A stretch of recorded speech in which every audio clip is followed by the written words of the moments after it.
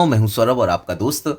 आज मैं स्टार्ट कर रहा हूं अभिज्ञान शकुंतलम का तृतीय अंक। अंक के प्रारंभ में दुष्यंत शकुंतला के विरह में व्याकुल होकर मालिनी नदी के तट पर टहल रहे हैं।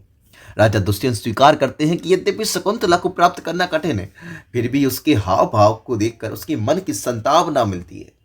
उन्हें लगता है कि प्रेम दोनों ओर बराबर है। कौन सी नदी है? ये मालिनी नदी है। कामं प्रिया न सुलभा मनस्तु तद्भा दर्शना श्वसी अकृतार्थेपि मनसजे रति मुँह भय प्रार्थना करते। भले ही प्रिया यानी शकुंतला आसानी से प्राप्त होने वाली नहीं है, किंतु प्रेम पूर्वक भावों को देखकर मेरा मन आश्वस्त है। भले ही अभी कामदेव सफल ना हुए हो, मिलन ना हुआ हो, पर दोनों तरफ की अभिलाषा प्रेम का आनंद देती है। आगे कहता है कि शकुंतला की प्रणय पीड़ा और सखियों की चिंता, तभी वही शकुंतला भी विरह और ज्वर से पीड़ित लता मंडप में विश्राम कर रही है। सखियां अनुसुईया और प्रियंवदा उसे कमल के पत्तों से हवा कर रही हैं। अनुसुईया कहती है, सखी शकुंतले अपि सुखयति ते नलिनी दलवातः। सखी, क्या कमल पत्र भी यह हवा तुम्हें सुख दे रही है? शकुंतला, किम बीजियतो मां सखयो, क्या तुम दोनों मुझे हवा कर रही हो? अनुसुईया समझ जाती है कि यह साधारण ज्वर नहीं है। वह कहती है, विकारम खलु परमार्थो अज्ञात्वा नारंभा प्रतिकारस्य। सचमुच में रोग की वास्तविकता को जाने बिना उसे दूर करने का उपाय शुरू नहीं किया जा सकता। प्रेम का स्वीकार और सखियों का समर्थन करना, इसमें शकुंतला का पहले हिचकिचाती है, लेकिन अनुसुईया और प्रियंवदा कहती है, स्निग्ध जन संविभक्तम ही दुखम संवेदनम भवति। प्रियजनों में बटा हुआ दुख सहने योग्य हो जाता है। यानी कि प्रियजन जो होते हैं उनमें यदि कोई दुख है और वो बटा हुआ है तो वह सहने योग्य हो जाता है। तब शकुंतला स्वीकार करती है कि वह राजा दुष्यंत के प्रति आसक्त है और कहती है, अन्यथा अवश्यम संचितम में तिलोदकम। यदि तुम सहायता नहीं करोगी तो अवश्य ही मेरे लिए तिलांजलि देना होगा, क्योंकि मैं जीवित नहीं रहूंगी। प्रियंवदा प्रसन्न होकर कहती है कि तुम्हारा अनुराग उचित स्थान पर है।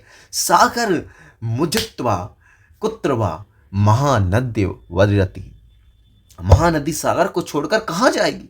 अर्थात कि नई पत्तों वाली माधवलता को आम्र वृक्ष के अलावा और कौन अपना बना सकता है?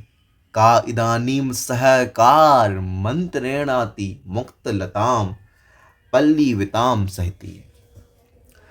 प्रेम पत्र और लेखन, राजा का प्रकट होना। सखियों के सुझाव पर शकुंतला नलिनी पत्र अर्थात नलिनी का पर्यायवाची कमल, कमल का पर्यायवाची नलिनी के पत्तों पर अपने नाखूनों से प्रेम पत्र लिखती है। राजा जो छिपकर सब कुछ सुन रही थी विचार करती हैं कि मत्र चित्रम यदि विशाखे शशांक कलेखा मनुबद्रति। इसमें क्या विचित्रता है कि यदि विशाखा नक्षत्र के दोनों तारे चंद्रमा की कला का अनुकरण करें। क्या उपमा दी गई है कि इसमें क्या विचित्रता है कि विशाखा नक्षत्र के दोनों तारे सखियां चंद्रमा की कला शकुंतला का अनुकरण करें कि भाई ऐसा लिखो, ऐसा लिखो, ऐसा लिखो, ऐसा लिखो।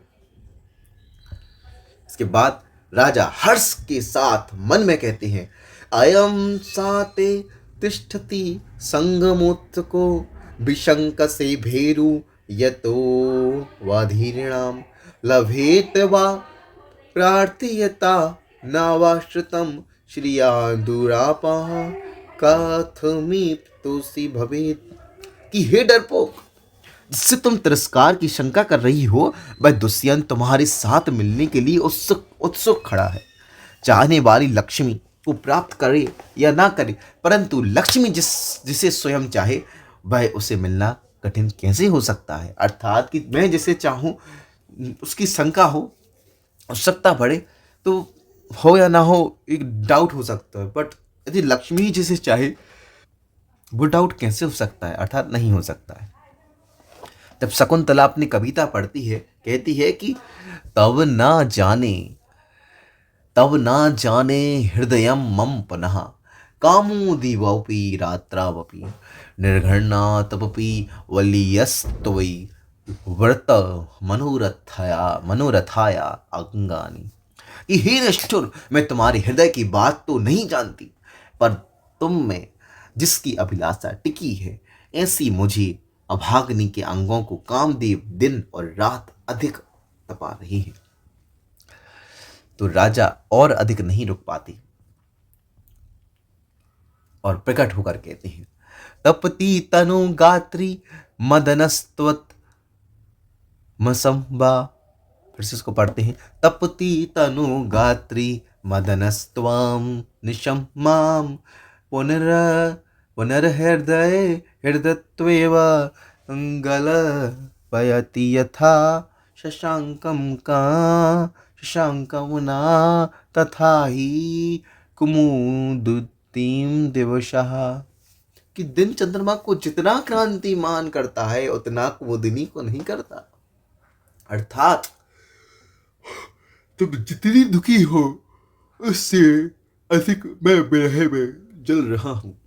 शकुंतला चकित होकर उठना चाहती है, पर राजा कहते हैं कि इस अवस्था में कष्ट ना करो। सखियां स्वागत करती हैं, स्वागतम विलंबनो मनोरथस्य। बिना विलंब सफल होने वाले मनोरथ का स्वागत है। राजा कहते हैं कि विविक्षितम हानुक्तम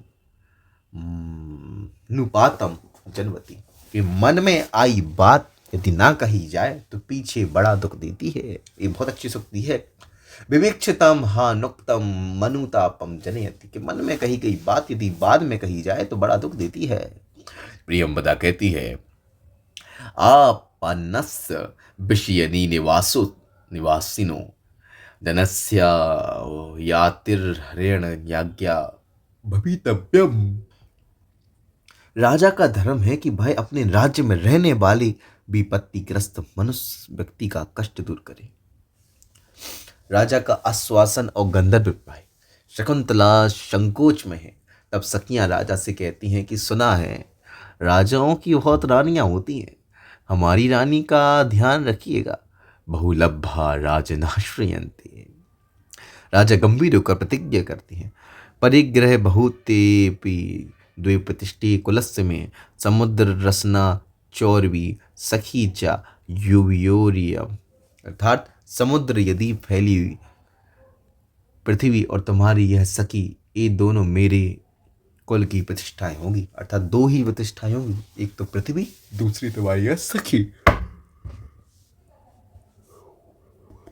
शकुंतला मन ही मन में कहती है कि वह अपनी मर्यादा नहीं तोड़ेंगी।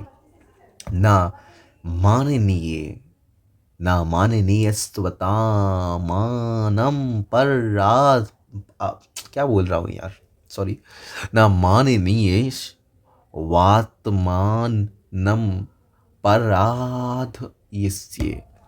शकुंतला को समझाती है कि गंधर्व विवाह शास्त्र सम्मत है। वे कहते हैं कि गंधर्वेण विहारेण वह वयो राजर्षिक कन्या कहा श्रूयन्ते परिणीतास्ताः पितृभिश्चाभिनन्दिताः।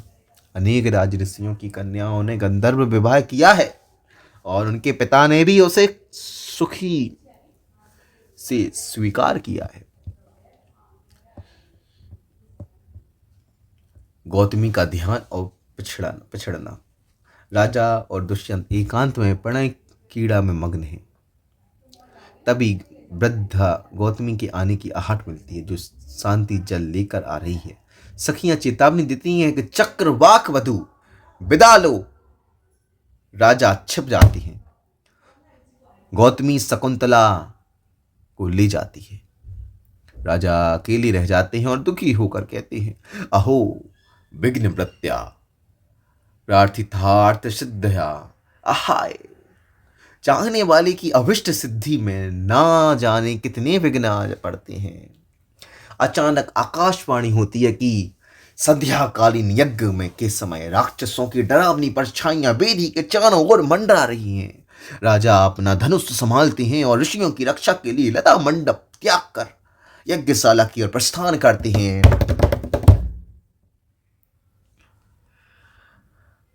और इस प्रकार तृतीय अंक यहीं पर समाप्त होता है। चतुर्थ अंक हम नेक्स्ट वीडियो में लेकर आएंगे। Thank you for watching this video.